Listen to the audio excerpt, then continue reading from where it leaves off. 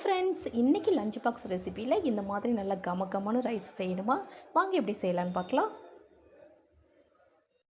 எடுத்துக்கோங்க. அதில் அரை கைப்பிடி அளவு புதினா இலை சேர்த்துக்கோங்க, அரை கைப்பிடி கொத்தமல்லி இலை, 2 பச்சை மிளகாய், 2 துண்டு இஞ்சி, 6 பல் பூண்டு, ஒரு தக்காளியில் 1/4 தக்காளி, 4-5 முந்திரி பருப்பு, கொஞ்சமாக தண்ணி சேர்த்து நல்லா பேஸ்ட்டாக அரைச்சிட்டு வந்துடலாம்.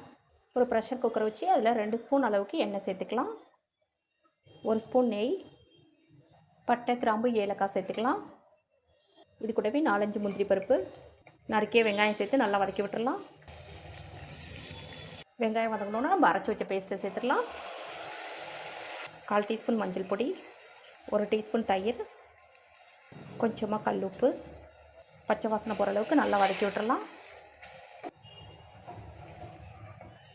இப்போ நல்லா வதங்கிறதுக்கு பிறகு அரை மணி நேரம் ஊற வச்சு பாஸ்மதி அரிசி சேர்த்துடலாம். 1 கப் அரிசிக்கு 1/2 கப் தண்ணி சேர்த்துடலாம். வந்துடலாம். பாருங்கள், நல்ல கமகமன்னு ரெடி ஆகிடுச்சு.